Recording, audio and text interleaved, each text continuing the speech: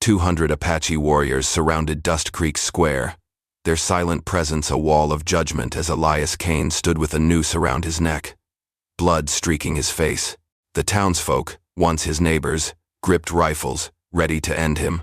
But the warriors' eyes held a deeper purpose, retribution or redemption. No one knew.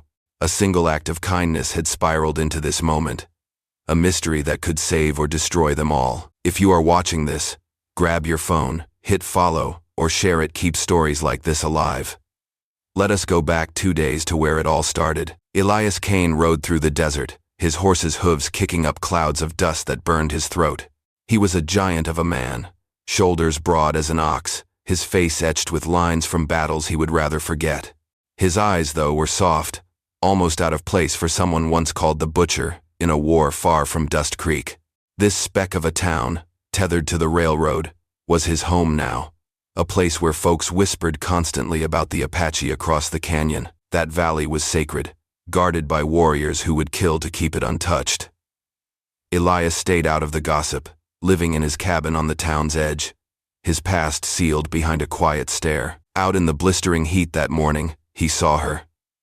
Ahiana, barely 20, her dark hair matted with sweat, her eyes fierce with fear.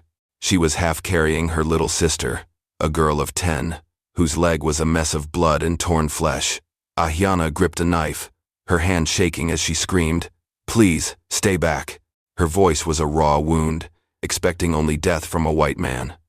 Elias slid off his horse, slow as molasses, and tipped his hat off. He unhooked his canteen, tossed it gently to land near her feet, the water catching the sun like a promise. Without a word, he climbed back on his horse and rode off, leaving her staring at the glinting metal. It should have ended there, a small kindness lost to the desert. But Dust Creek was a town with eyes in every shadow. 2 ranchers, hunched on a ridge, saw the whole thing. By dusk, the saloon was a hive of venom. Kane siding with savages, they muttered, passing bottles. "He's turned traitor." That night, a bucket of red paint hit his cabin door, the word Tritor scrawled in jagged letters. Elias stood on his porch, staring at the mess, his jaw tight as iron. He grabbed a rag and scrubbed until his hands were raw, but the red clung like a curse. Before dawn, a faint whistle echoed from the canyon, sharp and fleeting, like a bird's call but too deliberate. Elias stepped outside, his breath catching as he found a small leather pouch tied with sinew on his porch. Inside was a single turquoise bead, carved with a spiral that seemed to pulse in the half-light. He held it up, the canyon silhouette looming dark and silent. Ahiana's people had come again, their gifts growing bolder, tying him to something he did not fully understand. He slipped the bead beside the arrowhead in his pocket, his fingers lingering, knowing the town would see this as another betrayal. In the saloon that day, the air was heavy with hate. Men he had shared drinks with spat at his feet. A whiskey bottle flew, shattering against the wall, glass slicing his cheek. Blood ran warm down his face. "Get out, Kane," the barkeep said, eyes on the floor. "You are not one of us no more." Outside, a crowd waited, their shouts like a pack of wolves. Stones pelted Elias's back as he walked, his head high, the blood on his cheek drying into a dark streak. Dust Creek had drawn its line. Halfway to his cabin, a girl no older than 15, Sarah, slipped from the crowd. She was the blacksmith's daughter, always quiet, her hands calloused from helping her pa. She pressed a clean handkerchief into Elias's hand, her voice barely a whisper. "You do not deserve this." The crowd jeered, calling her a fool, but she held his gaze for a moment before darting back. Elias clutched the cloth, the small act of kindness burning hotter than the stones bruising his shoulders. When he reached his porch, something else waited. A circle of eagle feathers, laid out like a crown, beside a tanned deer hide, soft as a prayer. Apache marks, unmistakable. They meant respect, maybe even trust, from a people who gave neither lightly. Elias froze, his hand gripping the doorframe, his eyes tracing the canyon's rim. He had done nothing but offer water, yet the Apache had claimed him in some way. He wondered what price he would pay for it. Ahiana was not grateful, she was furious. Elias found her camp at the desert's edge, a lean-to patched with hides, where she and her sister hid. He brought a loaf of bread, thinking it might ease their hunger. Ahiana snatched it, tore it apart, and flung the pieces into the sand. "Your stupid kindness will kill my people," she screamed, tears carving tracks through the dust on her face. "You think you can save us? You will doom us all." Her voice broke as she turned away, clutching her sister, who shivered in the heat. Elias stood there, the bread crumbling under his boots, his hands empty. As he turned to go, a small voice stopped him. Ahiana's sister, her leg wrapped in blood-soaked cloth, had crawled from the lean-to, clutching a wooden doll Elias had carved and left with the bread. "It is pretty," she whispered, her eyes bright despite the pain. Ahiana whirled, her face a storm of anger and guilt, and yanked the doll away.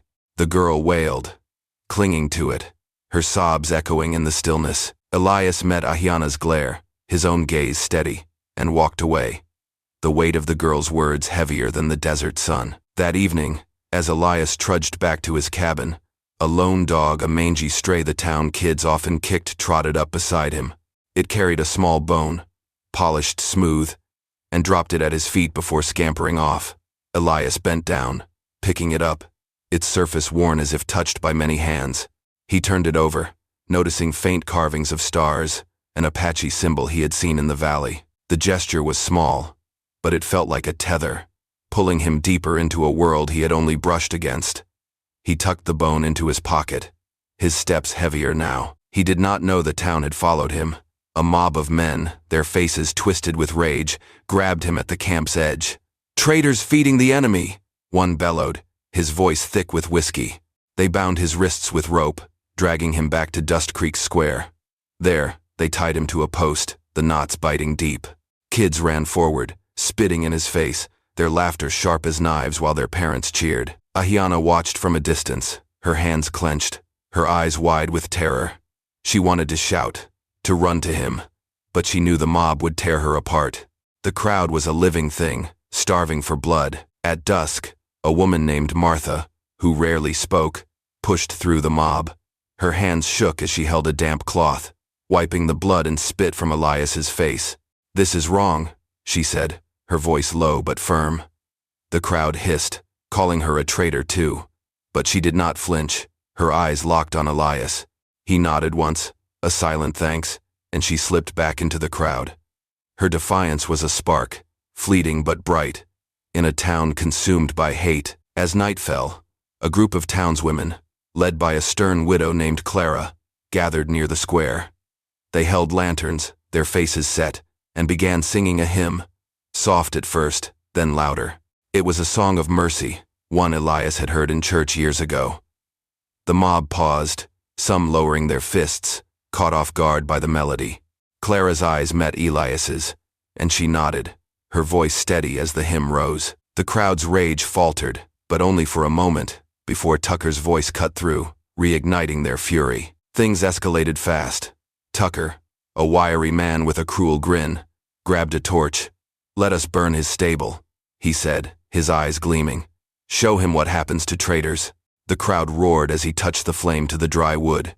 Fire erupted, horses screaming inside, their hooves pounding in panic. Elias yanked at the ropes, his voice raw. "Stop it! You are killing innocents!" The flames climbed higher, smoke choking the square.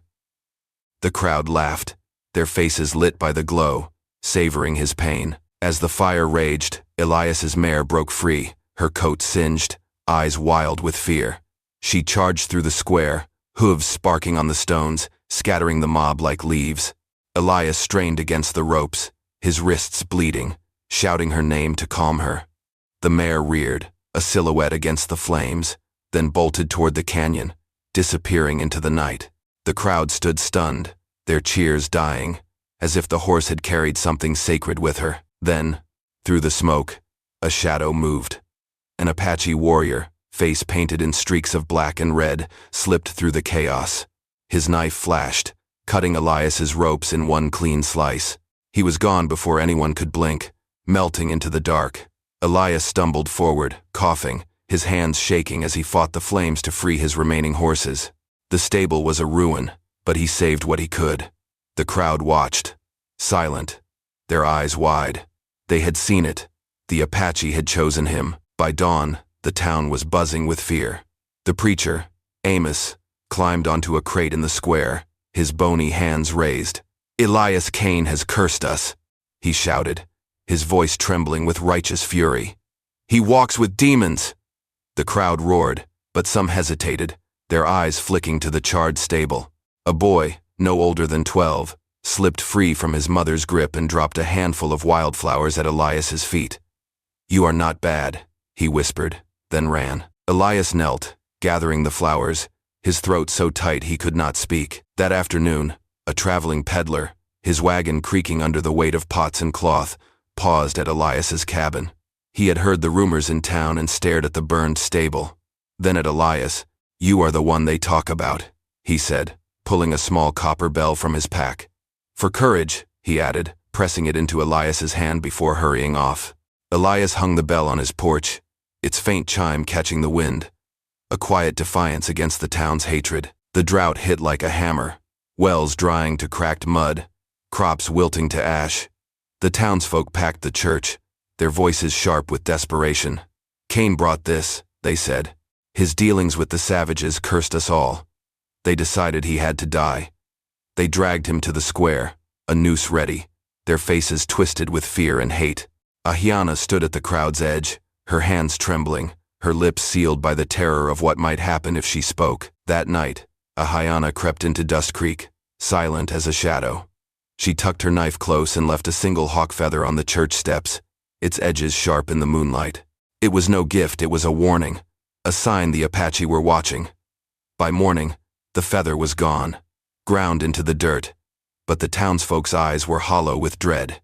They whispered of spirits, of vengeance waiting in the valley. Elias saw their fear as they tied the noose, and he stood taller, his gaze unbroken. As the rope tightened, a sudden wind howled through the square, thick with dust that stung eyes and choked lungs. The townsfolk coughed, shielding their faces, while Elias stood calm, the rope cutting into his neck. From the canyon, a lone Apache drumbeat echoed, steady as a pulse, then stopped. The dust cleared, revealing nothing but Elias's steady eyes. The crowd trembled, some clutching rosaries, convinced the valley itself had spoken. Before the mob could act, a young man, barely 20, broke from the crowd.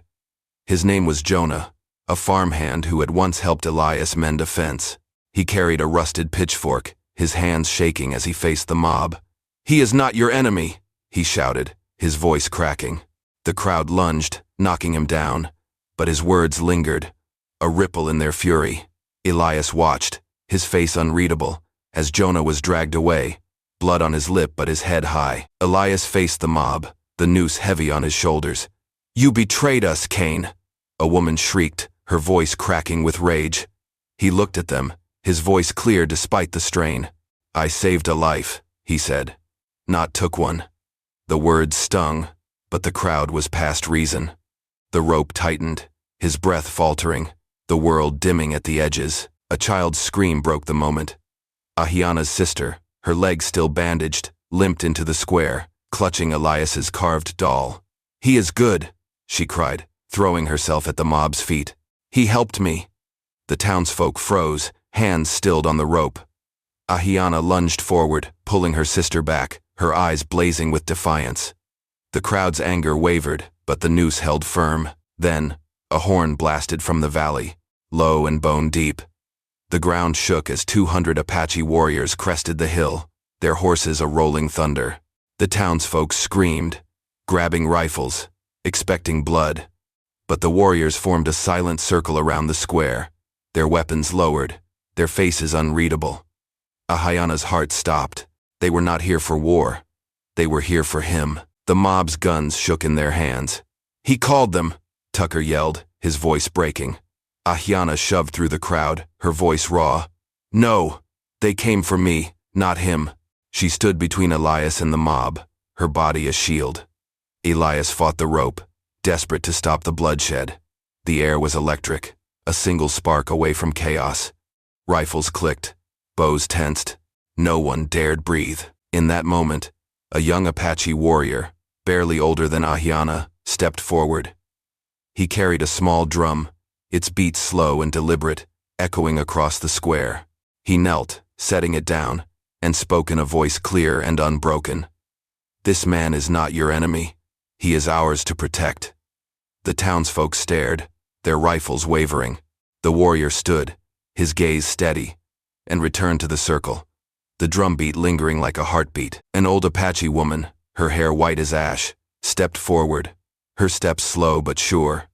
She carried a woven blanket, its colors bright against the dust.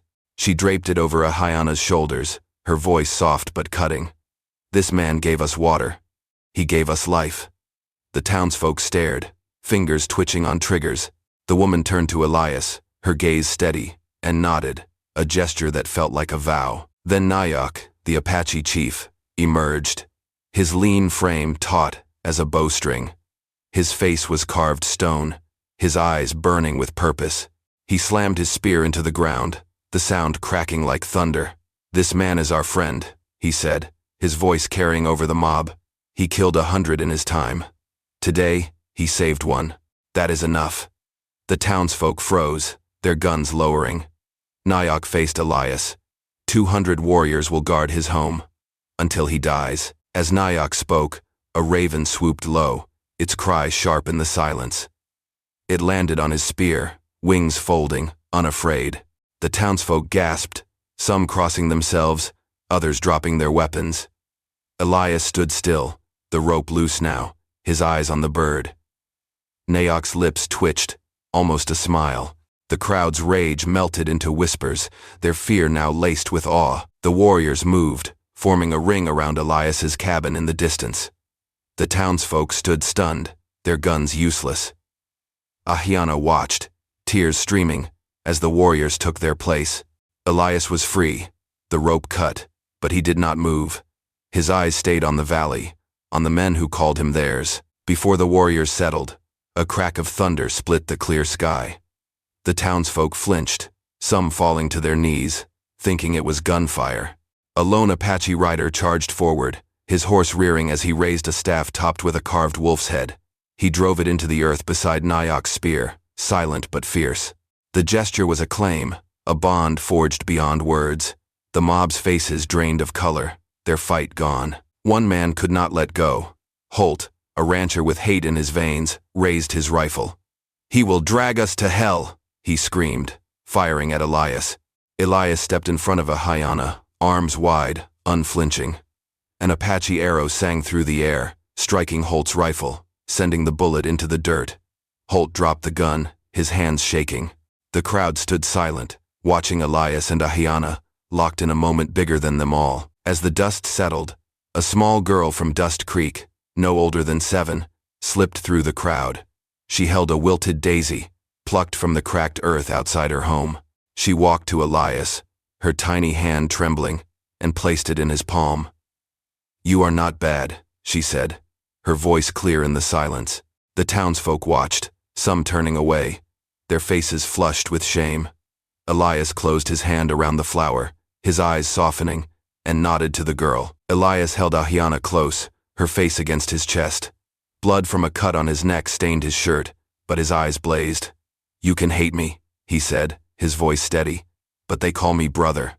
The words landed like stones, heavy and final.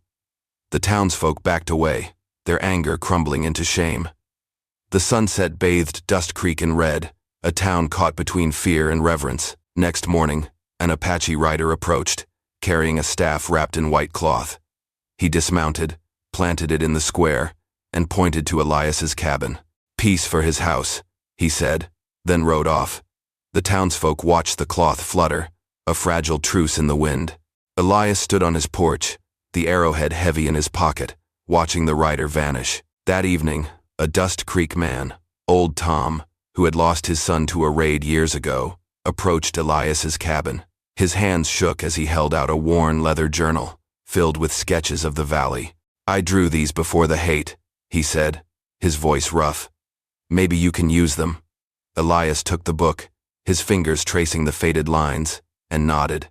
Tom turned away, his shoulders hunched, as if unburdened for the first time in years. Weeks later, a Dust Creek child, a boy of 8, wandered into the desert during a sandstorm. The town searched, their shouts lost in the howling wind. At dawn, an Apache scout rode up, the boy cradled in his arms, unharmed. He left him at Elias's door and nodded once before disappearing. The boy's mother, who had once cursed Elias, fell to her knees, sobbing thanks. Elias handed the boy water, his face unreadable, and sent them home. Months passed, and a ritual took root.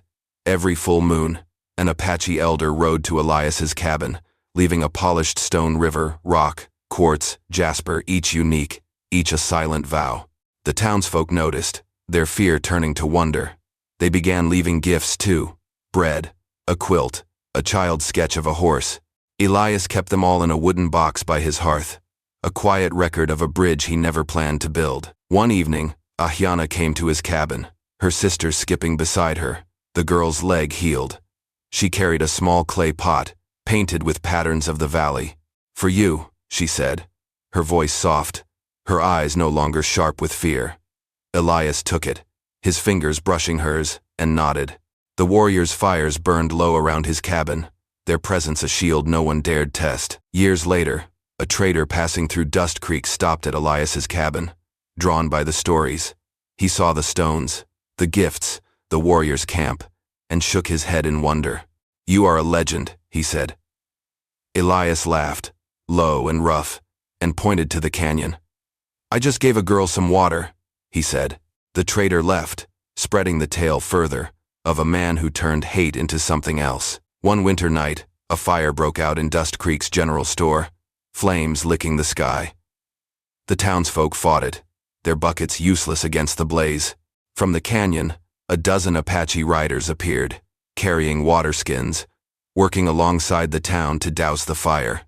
They said nothing, their eyes on Elias, who joined them, hauling water until his hands blistered. The store was saved, and the townsfolk stood silent, watching the warriors ride back to the valley, their debt to Elias unspoken but heavy. Elias never sought the role. Not the feathers, not the stones, not the warriors who called him brother. He was a man who offered a canteen to a dying girl, nothing more. Yet that act made him a bridge, a protector, a man claimed by two worlds that once swore to destroy each other. Elias Kane, the butcher, became a name whispered with respect, a beacon in a land of shadows. If you are watching this, grab your phone, hit follow or share it. Keep stories like this alive.